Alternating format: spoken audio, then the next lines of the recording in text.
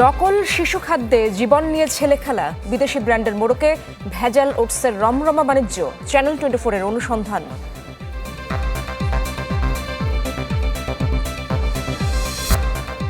রামিসা হত্যা মামলায় চার্জশিট দেওয়া হবে আজ। আদালতে আসামি সোহেল রানা ও তার স্ত্রী।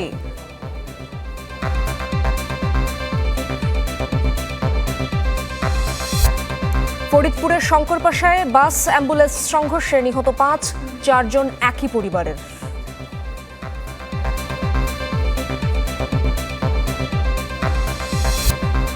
হাম উপসর্গে 5 জেলায় আরও 5 শিশুর মৃত্যু। হাসপাতালে রোগী ভর্তি কমছেই না।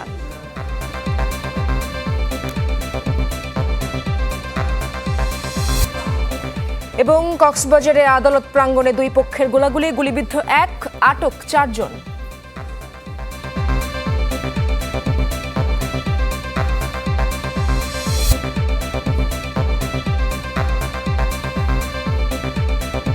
আমন্ত্রণ চ্যানেল 24 এর দুপুর 1টার খবরে। শুনছিলেন সিলন ফ্যামিলি ব্লেন্টি সংবাদ শিরোনাম। আপনাদের সাথে আছি আমি ইশরাত জাহান। চারদিকে খাদ্যে ভেজালের নৈরাজ্যে কি খাবে শিশুরা? বিদেশি ব্র্যান্ডের যেসব শিশু খাদ্যে আস্থা রাখেন সেসবও নকল করে চলছে রমরমা বাণিজ্য। চ্যানেল 24 এর দীর্ঘ অনুসন্ধানে উঠে এসেছে তেমনই এক ভয়াবহ চিত্র। অস্ট্রেলিয়া ও কানাডার জনপ্রিয় অর্গানিক বেবি ওটসের নামে দেশের বাজারে ছড়িয়ে দেওয়া হয়েছে অত্যন্ত নিম্নমানের পণ্য। স্বাভাবিকের চেয়ে 10 গুণ ছত্রাকযুক্ত এই শিশু খাদ্যে হতে পারে লিভার সিরোসিস ও ক্যান্সারের মতো প্রাণঘাতী রোগ। আদ্দিন সজীবের অনুসন্ধান। ক্যামেরা ছিলেন সবুজ হোসেন ও মেহেদি মিরাজ। এটা বাচ্চাকে খাওয়াবো বলো? এরকম অনেক পোকা, এখানে অনেক পোকা আছে। ওটস নামক শিশু খাদ্যে পাওয়া এই পোকা থেকেই আমাদের অনুসন্ধানের শুরু। মিরপুর 12 নম্বর এলাকায় একটি পরিবার তাদের শিশু সন্তানের জন্য নিয়মিতই ঢাকার বাজার থেকে কিনে আনেন অস্ট্রেলিয়ান অর্গানিক বেবি ওটস, যা বাজারজাত করে মালয়েশিয়ার হেলথ প্যারাডাইস কোম্পানির একটি জনপ্রিয় ব্র্যান্ড। কিন্তু প্যাকেটের ভেতর এমন জলজন্ত পোকার উপস্থিতি অবিশ্বাসের জন্ম দেয় এই গৃহিণীর মনে। ওটসটা আসলে রান্না করার পরে দুধের সাথে এটা মিক্সড হয়ে যায়, কিন্তু এটা মিক্সড হচ্ছে না। তারপর আমি কনফিউজ ছিলাম, খাওয়াচ্ছি বাচ্চাকে। তো একদিন হঠাৎ করে দেখি ওটস, আমি যেটা আরো ভালো করে চেক করতে গিয়ে দেখি ওটসের ভেতরে পোকা। ওটস মূলত গম বা জব জাতীয় উদ্ভিদ শস্য থেকে তৈরি শুকনো খাবার। অর্গানিক ওটসটা আছে। বাবা মায়েরা সন্তানদের জন্য আস্থা নিয়ে যেসব বিদেশি ব্র্যান্ডের ওটস কিনে থাকেন তার মধ্যে অস্ট্রেলিয়ার অর্গানিক বেবি ওটস এবং কাউহেড ব্র্যান্ডের কানাডার অর্গানিক বেবি ওটস অন্যতম। আপনি 500 গ্রামের প্যাকেটের আসল দাম 500 টাকা হলেও ঢাকা, গাজীপুর, চট্টগ্রাম সহ দেশের বিভিন্ন অঞ্চলে তা মিলছে 200 থেকে 350 টাকায়। এটার দাম কত বললেন? 280। 280। কাউহেডেরটা কত এটা বাংলাদেশিটা? 250। প্রশ্ন হলো, সস্তায় বিক্রি হওয়া এসব পণ্য কতটা আসল? এর উত্তরে Bangladesh standards testing institution BSTI বলছে দুটি পণ্যই নকল। ইম্পোর্টেড বাই কোন প্রতিষ্ঠান তার একটা নাম ঠিকানা থাকে, যাতে করে আমরা আইডেন্টিফাই করে তাকে আমরা করতে পারি। এই ক্ষেত্রে এগুলো নাই। ইম্পোর্ট পলিসি অর্ডার অনুযায়ী BSTI এর অনুমোদন ছাড়া এটা বাংলাদেশের ভিতরে ঢুকতেই পারবে না। সো এটা ফেক প্রোডাক্ট। বাংলাদেশে কাউহেড অর্গানিক বেবি ওটসের একমাত্র আমদানিকারক প্রতিষ্ঠান রাজধানীর তেজগাঁওয়ে অবস্থিত গ্রিন ওয়ার্ল্ড ইন্টারন্যাশনাল, আর অস্ট্রেলিয়ার অর্গানিক বেবি ওটস আমদানি করে মহাখালীর GSL ইন্টারন্যাশনাল। আমরা যেটা চলে যাই, আমাদের সামনেও প্রিন্ট আছে BST এর লোগো সহ, MRP সহ, আর গ্রিন ওয়ার্ল্ড ইন্টারন্যাশনালের লোগো আছে। মালয়েশিয়া থেকে ইম্পোর্ট করি, ফুল অ্যাড্রেস প্রত্যেকটা প্যাকেটের গায়ে থাকবে। তাহলে নকল এসব শিশু খাদ্যে কতটা স্বাস্থ্য ঝুঁকিতে আছে শিশুরা, তা জানতে নকল ওটস পরীক্ষা করানো হয় বাংলাদেশ বিজ্ঞান ও শিল্প গবেষণা পরিষদ BCAIR এর ল্যাবে। 1 সপ্তাহ পর হাতে আসা ল্যাব রিপোর্ট বলছে অস্ট্রেলিয়ার অর্গানিক বেবি ওটসের নকল পণ্যে প্রতি গ্রামে মিলেছে 63,000 ব্যাকটেরিয়া আর ছত্রাক 38,000। ঢাকা বিশ্ববিদ্যালয়ের পুষ্টি ও খাদ্যবিজ্ঞান ইনস্টিটিউটের এই অধ্যাপক বলছেন, নিরাপদ মাত্রার চেয়ে ছত্রাক এখানে অন্তত 10 গুণ বেশি। ছত্রাকের উপস্থিতিও বেশি, ব্যাকটেরিয়ার উপস্থিতিও বেশি, এবং শিশুরা খুবই ভালনারেবল। তাদের একটু আগে আমি বললাম যে ইমিউন সিস্টেমটা ডেভেলপ করে না। আমরা জানি যে এই অ্যাফলাটক্সিন এটা কিন্তু আমাদের লিভার ডিজিজ করে এবং আলটিমেটলি সিরোসিস এটা লিভার ক্যান্সার করে ফেলে। এবার দেখতে চাই শিশু খাদ্য নিয়ে এই প্রতারণার শেকড় কোথায়।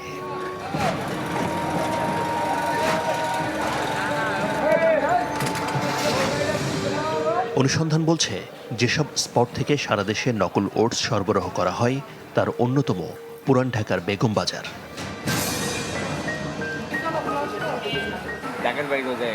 কথা হয় এই পাইকারি ব্যবসায়ীর সাথে, প্রথমে স্বীকার না করলেও এক পর্যায়ে বেরিয়ে এলো সত্য।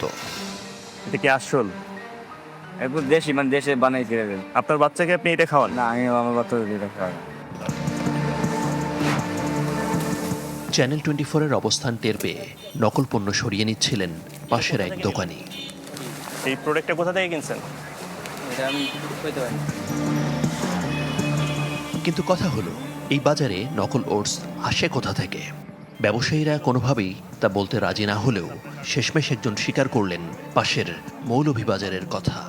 কত করে কিনছেন বলেন? 80 টাকা, 120 টাকা এরকম হয়েছে। এবারের জন্য ই করেন, নেক্সট টাইমে যদি আইসা পান তাহলে আপনার যা আছে আপনার ওই শাস্তি দেন। ওনারাই তো হোলসেলে বিক্রি করে, মানে যদি আমি আপনার ওনারা স্থানীয় বলা কালকে আমার মার্কেট আইতে দিব না। তাদের কথার সূত্র ধরে এবার আমাদের অনুসন্ধান পুরান ঢাকার মৌলভীবাজারে। এখানে অনেক দোকানেই সহজেই পাওয়া যায় ওই দুটি নকল ওটস।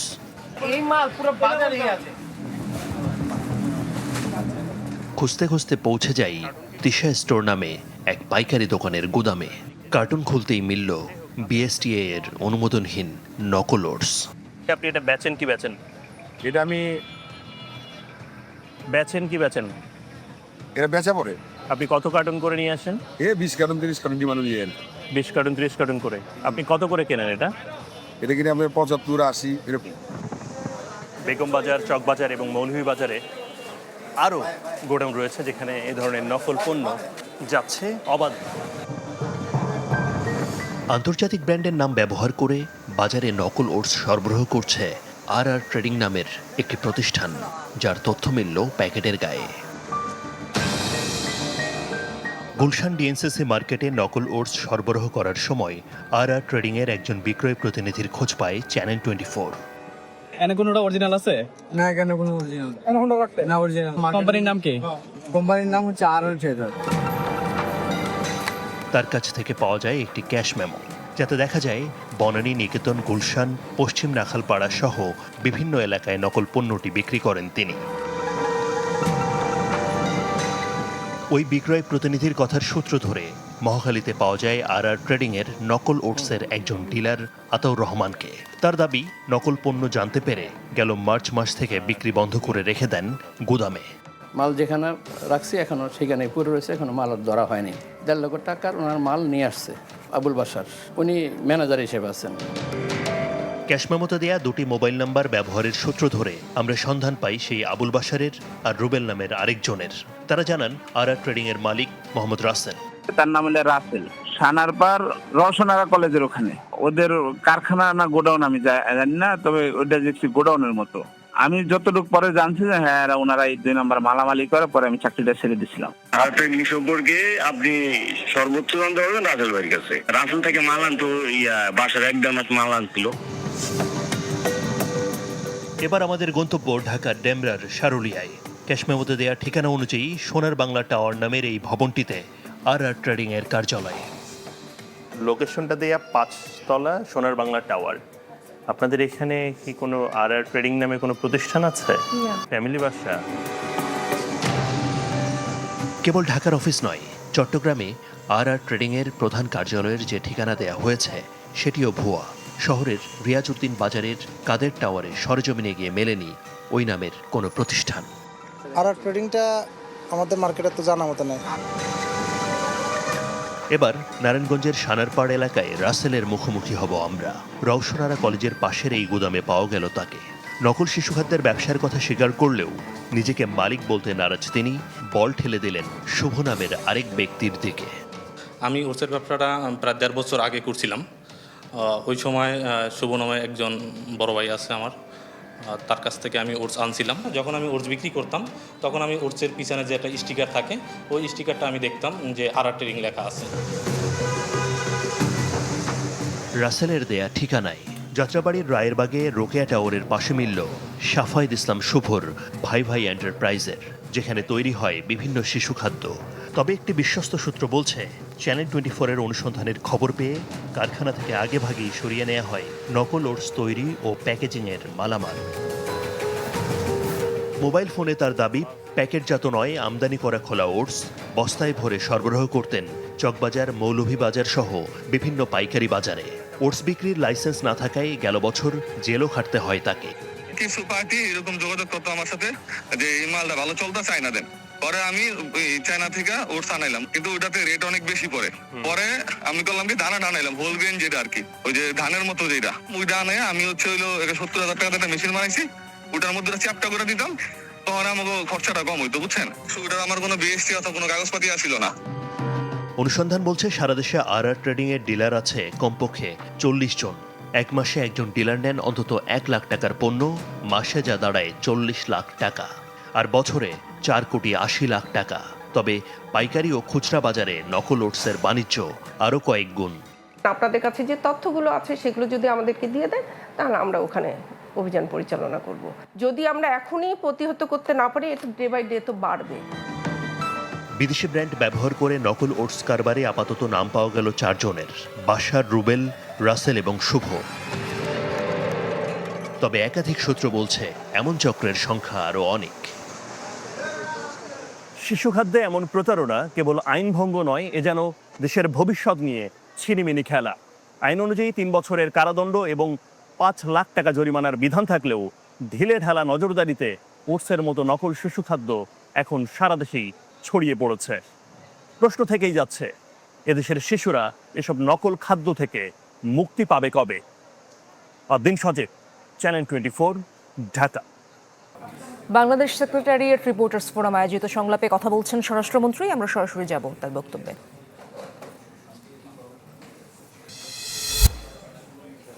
সামাজিক মূল্যবোধ, এখানে সমাজ সংস্কারের দরকার, যেখানে সামাজিক মূল্যবোধকে তুলে ধরা দরকার আমাদের ধর্মীয় মূল্যবোধের ভিত্তিতে, আমাদের কালচারের ভিত্তিতে। কিন্তু কিছু কিছু অপসংস্কৃতির আসর আমাদের সমাজে পড়েছে, কিছু কালচার এমন হয়েছে, এটা আকাশ সংস্কৃতির কারণে, যে যেমন এই যে ধর্ষণের মাত্রা বা ধর্ষণের যে অবস্থার সংগঠন, এটা ঘটনা, এটা আমাদের সহ্য সীমার বাইরে চলে যাচ্ছে। তো আমরা কি করতে পারি? সরকার হিসেবে আমরা করতে পারি যে তার আইনানুগ ব্যবস্থা এবং বিচারিক ব্যবস্থাটা নিশ্চিত করা। আমরা সবচাইতে মনোযোগ এখানেই দিয়েছি যে দ্রুততম সময়ে যাতে অভিযুক্ত বা অপরাধীরা গ্রেফতার হয়। সেই জায়গায় আমরা এই 3 মাসে প্রত্যেকটি ঘটনায় আমরা সফল হয়েছি ইনশাআল্লাহ। আর আল্লাহর রহমতে ভবিষ্যতেও আমরা এই জাতীয় যে কোনো ঘৃণ্য অপরাধের অভিযুক্ত বা অপরাধীদেরকে কোনোভাবেই ছাড় দেব। আর রামিসা হত্যার বিষয়ে আপনি ইঙ্গিত করেছেন, ধর্ষণ এবং হত্যার পরে আসামিকে 7 ঘন্টার ভিতরে গ্রেফতার করতে আমরা সক্ষম হয়েছি। আদালতে স্বীকারোক্তিমূলক জবানবন্দি দিয়েছে, সাথে সাথে একদিনের মধ্যে সেই 164 স্টেটমেন্টে তার সহযোগী অপরাধী হিসেবে তার স্ত্রীকেও, তার নামও এসছে, তাকেও গ্রেফতার করা হয়েছে। আমরা খুব দ্রুততার সাথে আদালতের অনুমতি নিয়ে ডিএনএ টেস্ট করিয়েছি। সেই টেস্ট 3 দিনের সময় লাগে, 3 দিনের মধ্যে সেটা সমাপ্ত হয়েছে। রিপোর্ট কালকে বিকেলে জমা হয়েছে। পোস্টমর্টম রিপোর্টটা আমরা হাতে পেয়েছি ইতিমধ্যেই। এগুলো সব একসাথে করে কম্পাইল করে চার্জশিট প্রণয়নের কাজটা কালকে রাতের মধ্যে সমাপ্ত হয়েছে। আজকে দিনে আদালতে সেটা সুপর্দ করা হবে, হয়তো ইতিমধ্যে হয়ে গেছে। এবং আদালত এর মধ্যে ছুটিতে যাবে, আপনারা অনেকে জানেন। কিন্তু এই বিশেষ আদালতটা ছুটি মাননীয় চিফ জাস্টিস বাতিল করার চিন্তা করছেন। এখনো হয়েছে কিনা আমি জানি না, এটা আইন মন্ত্রণালয় ডিল করছে। আমরা একজন স্পেশাল পিপি নিয়োগ করেছি শুধুমাত্র এই মামলাটা ডিল করার জন্য। সব কিছু বিবেচনায় আমরা আশা করছি যে আজকের মধ্যে তো চার্জশিট প্রদান করা হবেই এবং খুব সম্ভবত 5 থেকে 7 দিনের ভিতরে এই বিচার কার্য সমাপ্ত হবে। এর চাইতে বেশি কিছু করার আমাদের পক্ষে এই মুহূর্তে আর বোধহয় সম্ভব না। আমরা আশা করি আদালতের বিষয় আমরা বিস্তারিত বলতে পারবো না, সেটা আমাদের ইখতিয়ার নাই। তবে আমরা নিশ্চিত যে মাননীয় আদালত এই প্রসিকিউশন টিমের বক্তব্য শুনে চার্জশিট দেখে এবং এভিডেন্স 164 এগুলো দেখে সঠিক সিদ্ধান্ত নেবেন এবং সর্বোচ্চ শাস্তি নিশ্চিত করা হবে। আমরা যেহেতু আদালতের বিষয়টা প্রকাশ্যে বলতে পারি না যে তাকে। রাজধানীর মিরপুরের পল্লবীতে শিশু রামিসা ধর্ষণ ও হত্যা মামলার চার্জশিট চূড়ান্ত হয়েছে, আজ দাখিল করা হবে আদালতে। এরই মধ্যে সিএমএম কোর্টের হাজতখানায় আসামি সোহেল রানা ও তার স্ত্রী স্বপ্না আক্তারকে নেওয়া হয়েছে। এর আগে গতকাল সিআইডির ফরেনসিক ইউনিট ডিএনএ রিপোর্ট পুলিশের কাছে হস্তান্তর করে। এই রিপোর্টে প্রমাণ মিলেছে আসামি সোহেল রানাই ধর্ষণ করেছে রামিসাকে। পরে শ্বাসরোধে হত্যা করা হয় 8 বছরের শিশু।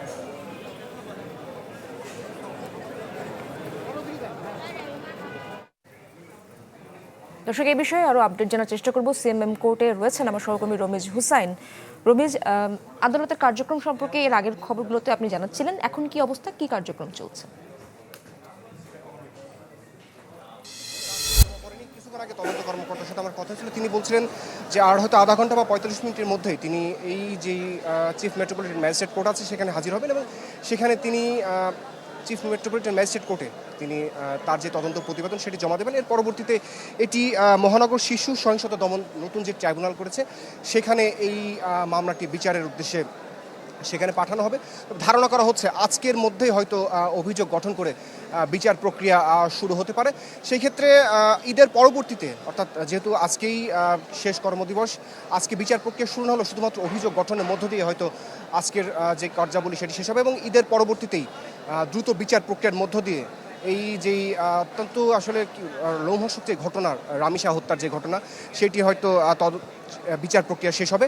তবে এখানে কিন্তু যেহেতু ঢাকা যে আইনজীবী সমিতি তারা কোনো আইনজীবী নিয়োগ করবেন না, এখান থেকে বলে দিয়েছেন কোনো আইনজীবী আসলে যে আসামি রয়েছেন সোহেল রানা এবং তার স্ত্রীর পক্ষে তারা মামলা পরিচালনা করবেন না। তারপরেও যেহেতু একটি হত্যা মামলা, সেক্ষেত্রে হয়তো রাষ্ট্র থেকে একজন আইনজীবী নিয়োগ করা হবে যিনি আসামি পক্ষের আইনজীবী, আসামি পক্ষ যারা রয়েছেন তার পক্ষে।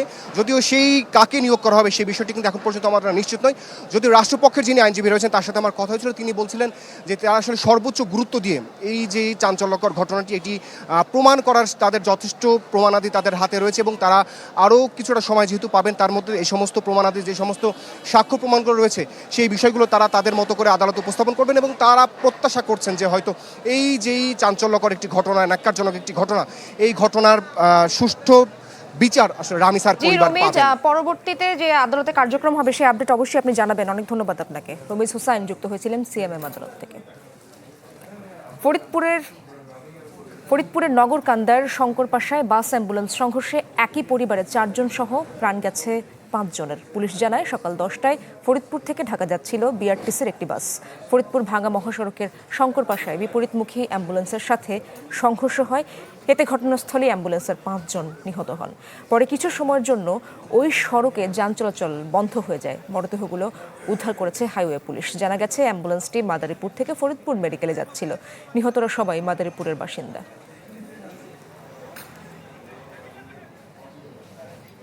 দর্শক, এ বিষয়ে আরো আপডেট জানবো। সহকর্মী হাসানুজ্জামান সেই ঘটনাস্থল থেকে যুক্ত আছেন আমার সাথে। হাসান, কিভাবে মানে সংঘর্ষটি বাঁধলো, পাশাপাশি এখন রাস্তাঘাটের কি অবস্থা ওখানে?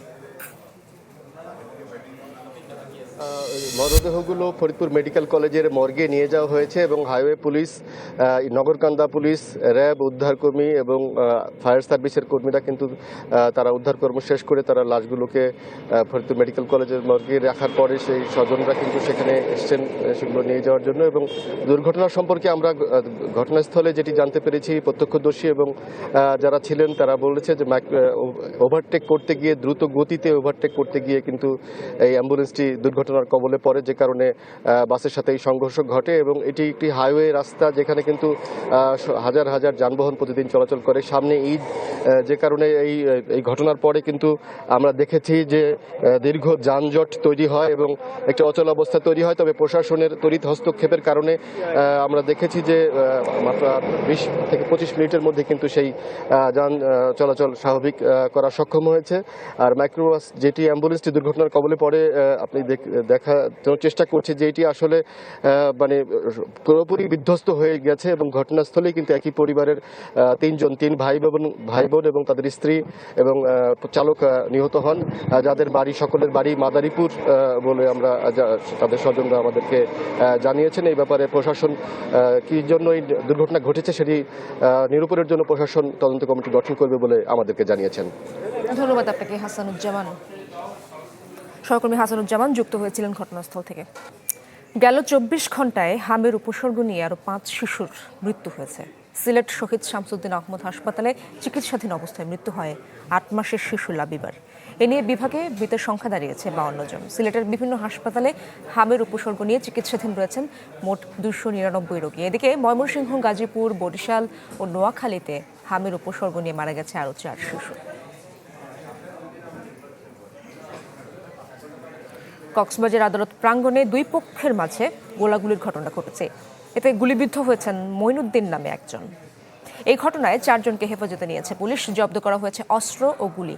জানা গেছে একটি মামলার হাজিরা দিতে সকালে আদালতে যায় মুহুরিপাড়া এলাকার বিএনপি নেতা লিয়াকত আলী। এ সময় প্রতিপক্ষ খালেকের লোকজন তাদের লক্ষ্য করে গুলি চালায়। এতে লিয়াকতের ভাই মঈনুদ্দিন গুলিবিদ্ধ হন। আধিপত্য বিস্তারের জেরে এমন ঘটনা বলছে পুলিশ। শাপলা চত্বর হত্যাকাণ্ডে মানবতাবিরোধী অপরাধে 2 সাংবাদিক গ্রেপ্তারের ক্ষেত্রে অ্যামনেস্টির হস্তক্ষেপ করা উচিত না, এমন মন্তব্য করেছেন চিফ প্রসিকিউটর আমিনুল ইসলাম। আন্তর্জাতিক অপরাধ ট্রাইব্যুনালে এক সংবাদ সম্মেলনে তিনি এমন মন্তব্য করেন। সাংবাদিকদের প্রশ্নের জবাবে দল হিসেবে আওয়ামী লীগের বিরুদ্ধে তদন্তের বিষয়ে তার কাছে কোনো ধারণা নেই। চিফ প্রসিকিউটর আরও বলেন, জুলাই আন্দোলনে মানবতা বিরোধী অপরাধের 31 মামলার তদন্ত শেষ পর্যায়ে রয়েছে।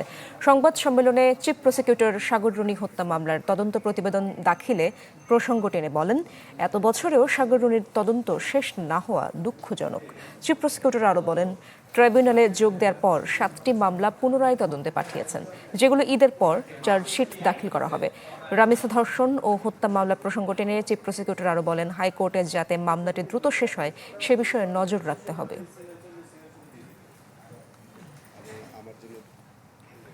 ঈদুল আজহার আনন্দকে আরও বাড়িয়ে দিতে সিঙ্গার বেকো নিয়ে এলো বহুল প্রতীক্ষিত ভরপুর সলিউশন অফার ক্যাম্পেইন।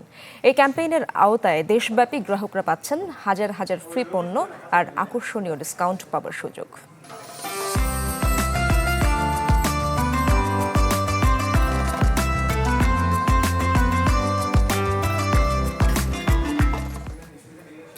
রাজধানীতে জমে উঠছে কোরবানির পশুর হাট। এ নিয়ে আরো খবর জানবো। উত্তরার দিয়াবাড়ি যেতে চাই, আমার সহকর্মী সজল শাইখ সেখানে রয়েছেন। সজল, রাজধানীর সবচেয়ে বড় হাট উত্তরার দিয়াবাড়ি যে হাট, সেই হাটের চিত্র এখন কেমন দেখছেন? ইশরাত, সকালে কিন্তু ক্রেতা নেই বললেই চলে, এমন অবস্থা ছিল। তবে বেলা বাড়ার সাথে সাথে কিন্তু এখন আমরা দেখছি যে ক্রেতারা আসছে, তারা দামাদামি করছে এবং তাদের যে কাঙ্ক্ষিত দাম সেই দামে অনেকেই কিন্তু গরু নিয়ে যাচ্ছে।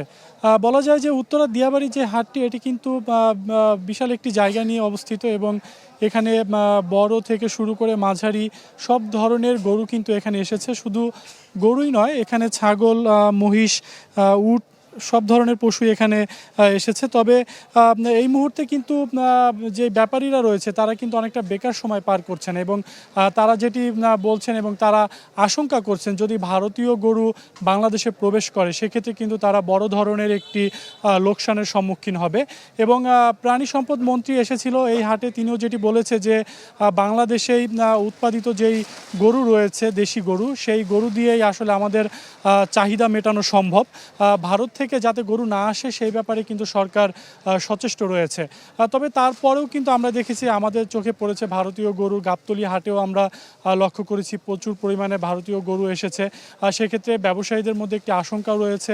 অপরদিকে কিন্তু ক্রেতাদের সাথে কথা বলেছি, ক্রেতারা যেটি বলছে যে এখন পর্যন্ত বিক্রেতারা তারা দাম ছাড়ছে না, অর্থাৎ তারা যেহেতু আরও 2 থেকে 3 দিন সময় হাতে রয়েছে, তাই বিক্রেতারাও আসলে চাচ্ছে যে এর চাইতে ভালো দামে তাদের গরুটি বিক্রি করার। অপরদিকে ক্রেতারাও কিন্তু তারা বেশ ধৈর্য নিয়ে আসলে পুরো হাট ঘুরে ঘুরে তারা দেখছে এবং তাদের কাঙ্ক্ষিত দামে গরু কেনার চেষ্টা করছে। যদিও হাটে কিন্তু আমরা লক্ষ্য করছি প্রচুর পরিমাণে রোদ এবং গরম, এতে কিন্তু আমরা দেখেছি যে বড় একটি গরু মারা গিয়েছে রোদ এবং গরমের কারণে। সেক্ষেত্রে কিন্তু যেমন ক্রেতাদেরও সমস্যা হচ্ছে, অপরদিকে গরুরও কিন্তু সমস্যা হচ্ছে। এখানে গরুর যারা বিক্রেতা রয়েছে বা ব্যাপারীরা রয়েছে তারা কিন্তু গরুকে পানি ঢেলে গরুকে শান্ত করার চেষ্টা করছে। সব মিলিয়ে বলা যায় যে আসলে রাজধানীর যেই গরুর হাট রয়েছে সেই হাটগুলি কিন্তু আস্তে আস্তে জমতে শুরু করেছে। আরেকটি তথ্য আমি দেওয়ার চেষ্টা করি, 2 সিটি কর্পোরেশন মিলিয়ে কিন্তু 23টি হাট এবার কোরবানির ঈদে কিন্তু তারা তাদের গরুর বেচা কেনা করবে এবং ক্রেতারাও এইখান থেকে তারা তাদের কাঙ্ক্ষিত গরু কিনতে পারবে। ইশরাত, এই ছিল দিয়াবাড়ি থেকে আমার কাছে সর্বশেষ। অনেক ধন্যবাদ আপনাকে সজল। সহকর্মী সজল শাইক যুক্ত হয়েছিলেন উত্তরা দিয়াবাড়ি হাট থেকে। কাল শুরু হচ্ছে পবিত্র হজের আনুষ্ঠানিকতা, চলছে শেষ মুহূর্তের প্রস্তুতি। নিয়ম অনুযায়ী জিলহজ মাসের 8 তারিখ মিনায় অবস্থানের মাধ্যমে শুরু হয় আনুষ্ঠানিকতা। শেষ মুহূর্তে কেউ করছেন বায়তুল্লাহ শরীফের তাওয়াফ, কেউ খুঁজে নিচ্ছেন মিনার পথ, আবার কেউ মনোযোগী নফল ইবাদতে। কাল থেকে শুরু হবে আল্লাহর পথে এক ঐতিহাসিক যাত্রা। 9 জিলহজ আরাফাতের ময়দানে হজের মূল আনুষ্ঠানিকতার পর 10 জিলহজ কোরবানি ও শয়তানকে পাথর নিক্ষেপ।